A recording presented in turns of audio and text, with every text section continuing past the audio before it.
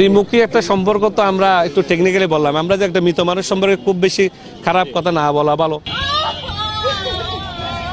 একটি হত্যাকাণ্ড, কিন্তু শরীরের নানা আঘাত বলে দিচ্ছে হত্যার পেছনে সীমাহীন ক্ষোভ।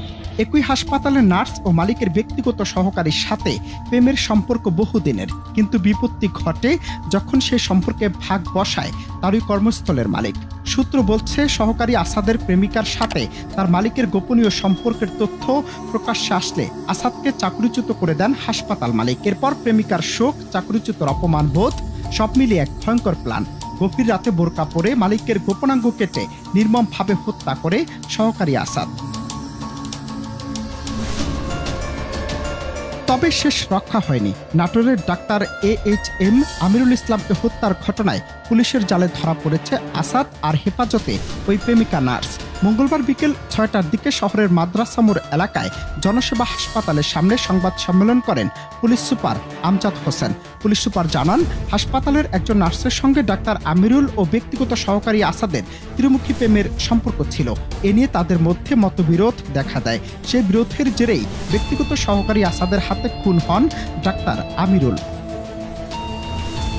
গেল সোমবার দুপুরে শহরের মাদ্রাসা মোড় এলাকায় জনসেবা হাসপাতালের দ্বিতীয় তলায় ডাক্তার আমিরুলের পক্ষ থেকে তার গলা কাটা মরদেহ উদ্ধার করে পুলিশ।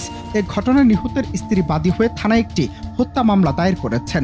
গ্রেফতারকৃত আসামি আসাদ বগুড়া জেলার ধুনট উপজেলার ফকরিপাড়া এলাকার ইলিয়াস আখুন্দের ছেলে। হত্যাকাণ্ডের পর এ পর্যন্ত 6 জনকে জিজ্ঞাসাবাদের জন্য হেফাজতে নিয়েছে পুলিশ এবং হত্যায় ব্যবহৃত ছুরি উদ্ধার করেছে। ঘটনার সঙ্গে জড়িতদের জিজ্ঞাসাবাদ ও অন্যান্য আলামত উদ্ধারের কাজ চলছে বলে জানিয়েছে পুলিশ সুপার। যিনি ক্রিমিনাল তার নাম হচ্ছে আসাদুল মিয়া আসাদ। উনি হচ্ছে বাড়ির দুনটে। ডাক্তার আমিরুল সাহেব সহ আসাদ আর একটা মেয়ে, যেটা আসলে আমরা অনেক ক্ষেত্রে মেয়েদের বিষয়ে আমরা বলি না অনেক সময়। এই 3 জনের একটা মানে ভালো লাগা অথবা মানে নিজেদের আন্ডারস্ট্যান্ডিংগত একটা বিষয়কে নিয়ে মতবিরোধ দেখা দেওয়ার প্রেক্ষিতে গত 25 অগাস্ট আসাদ এবং যে মেয়েটাকে কেন্দ্র করে এই ঘটনায়, সেই মেয়ে সহ তাকে মারধর করা হয়। ওখানে একটা চেঞ্জ রুম ছিল, সেখানে মারধরের পরে আসাদকে চাকরি থেকে বের করে দেওয়া হয় হাসপাতাল থেকে। তারপরে সে বগুড়া চলে যায় 25 তারিখেই।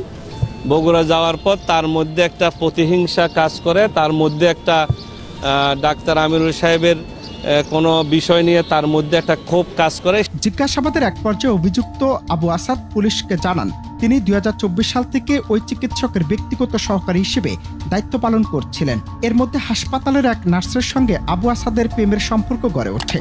তিনি ওই নার্সকে বিয়ে করতে চাইলে আমিরুল ইসলাম তাতে রাজি হননি, বরং গত আগস্ট মাসে তাকে চাকরিচ্যুত করা হয়। তার ভাষ্যমতে নার্সের সঙ্গে ওই চিকিৎসকের অনৈতিক সম্পর্ক ছিল। এতে ক্ষুব্ধ হয়ে তিনি হত্যাকাণ্ডের পরিকল্পনা করেন। অনন্ত হাসান মাসুদ, বাংলা টিভি।